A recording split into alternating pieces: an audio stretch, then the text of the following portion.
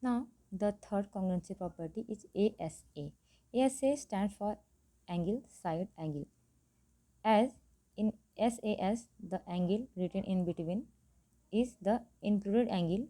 Here also, side written in between means included between two angles.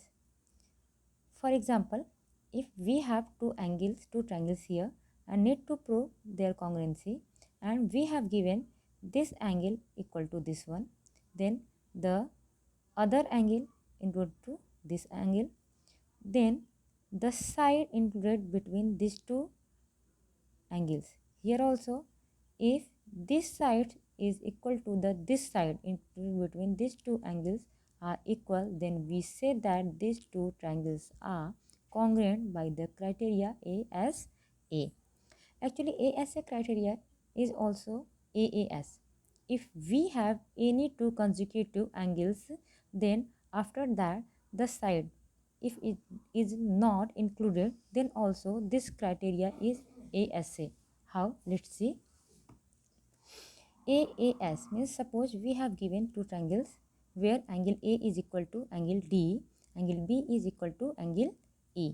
Okay, and side BC is equal to EF. Only this much is given. So, if any triangle, two angles are equal to each other, then the third angle will obviously be each other. So, if these two angles are each other, these two angles implies that angle C is equal to angle F. Then we have angle B equal to angle E, side BC equal to side EF, and angle C equal to angle F.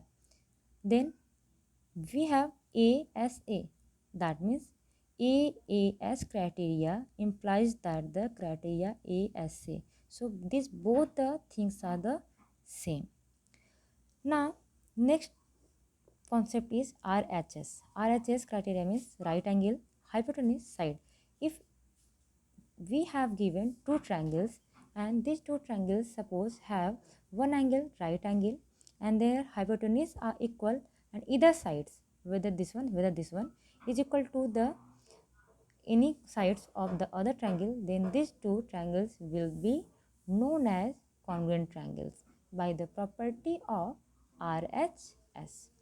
Okay, there is a term CPCT also. CPCT actually stands for corresponding parts of congruent triangle. Corresponding parts of congruent triangles means if two triangles are congruent to each other, if two triangles are congruent to each other, suppose there is triangle A, B, C, triangle P, Q, R, and suppose ASA or suppose SAS. Okay, so side AB is equal to PQ, side angle B is equal to angle Q, and side BC is equal to angle QR.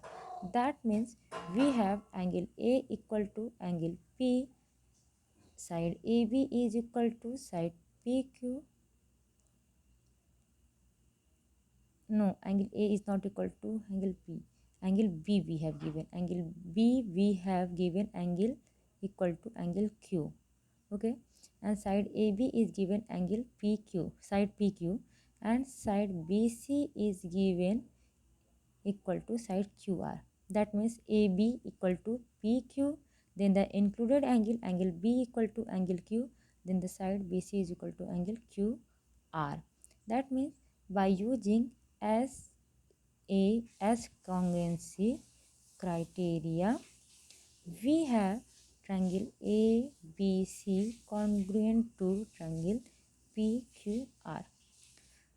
That's why if we need to prove, if we are asked that if AC is equal to PR or not, then by CPCT means if these two triangles are congruent to each other, that means these two triangles every corresponding part will cover each other. That means every corresponding parts will be equal to each other. That's why if these two triangles are equal and these three things A, B, P, Q, angle B, angle Q, angle B, side BC and QR, these three are already equal, then this will prove that these two are congruent. and this will implies that angle C is also equal to angle R, side AC is also equal to PR, angle A is also equal to P. Why? Because they are corresponding parts of congruent triangles. That's why we can write that by CPCT, angle A is equal to angle P, side AC is equal to side PR, and the third angle C is equal to angle R.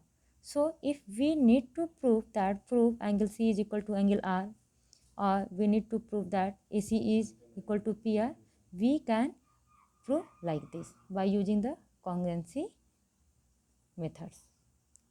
So by following all these criteria, we can prove any triangle which is given. If we have given the conditions, we can prove by using this criteria that these two triangles are equal, and these two triangles, if they are equal, means if they are congruent, then all these 6 parts of the triangles are equal. That's why we say CPCT. By using this property, we can solve the other questions also which we have given in the